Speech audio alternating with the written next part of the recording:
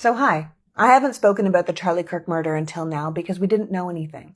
And since my channel was created not to report the news but to make sense of it, I felt like the only responsible thing to do was to wait until there was more information. It now appears that the person who shot and killed right-wing political commentator Charlie Kirk was like the majority of shooters in America, a young white male from a conservative pro-gun religious background. After being told for 2 straight days that the left had declared war on America, that the shooter was most likely trans, or in Congresswoman Nancy Mace's words, pro-tranny, after the Wall Street Journal published an article they had to later walk back that the bullets had a pro-trans message because it turned out to be just the markings of one of the world's biggest ammunition factories, they were wrong. We still don't know the motivation for the killing, but we will find out more in the coming days. But here's what I'd like to do. I'd like to put it in context, because I think the biggest takeaways we have right now are the following. We have a gun problem in America. People who are unhappy have easy access to high-powered firearms to take their unhappiness out on others. The 2 children who were shot in school the same day Kirk died were shot by a 16-year-old who had been radicalized online by white supremacist groups and had easy access to a handgun. After years of being told by our own law enforcement, including the FBI, that the majority of domestic terrorism is perpetrated by white extremist groups who are the greatest threat to our national security, we have done absolutely nothing but allow those groups to flourish and grow. Charlie Kirk himself was one of the people who grew that movement. You only need to talk to the Black women and minority groups and marginalized groups or immigrants he personally targeted to get a first-hand account. Or look back on any of his speeches or comments or debates to see that white Christian misogynistic narrative that he was preaching. Now, that does not mean that Charlie Kirk deserved to be shot. No one deserves to die in such a violent way. But we should question why this one death resonated so strongly with the same people who know school children die in the same horrific way every day but don't care. I want you to take what happened to Charlie Kirk and imagine that as a 6-year-old boy in class, or a 70-year-old grandmother at the grocery store, or a mother of 4 at Walmart. What is the difference? Is it that you saw it happen? That he felt like one of yours? That the event was so visceral and vicious that it shook you up? I understand that. But then let's take that as a lesson. That this kind of violence should be unacceptable to our country, and we should be doing everything we can to stop it. And speaking of stopping it, everyone from our president to members of Congress to media outlets and personalities chose to blame this event without evidence on their political opposition. Not just for one person's actions, but for violence and radicalization in general.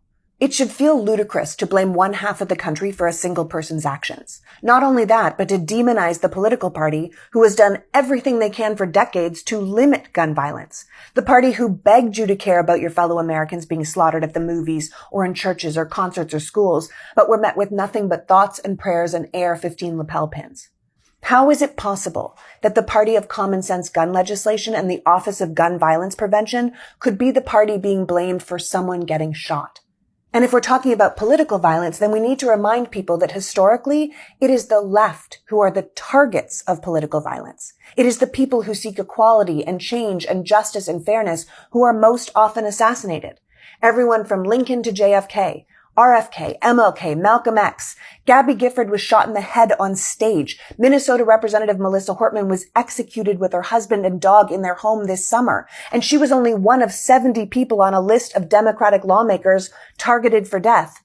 So I refuse to sit here while the Democrats and left are painted as the party of war.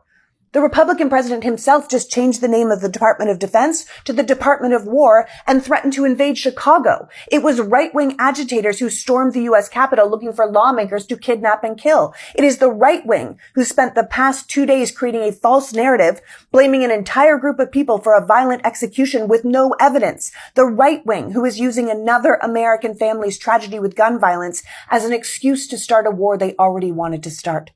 So unlike everyone on the right who tried to capitalize on Kirk's death to spin some narrative to their own benefit, and everyone on the left who felt the need to lionize the man for free speech who did more damage with that speech in his lifetime than most people could ever dream of, I'm just going to stick with the facts. And the facts are this country has been deliberately divided and set on each other to the benefit of a small group of people in power, and we keep helping them. We are fighting each other when we should be putting all of our attention on them. The people crashing our economy and taking our healthcare and bankrupting our farms. The day Charlie Kirk died, the Republicans in the Senate voted not to release the Epstein files, something Kirk himself had called for them to do.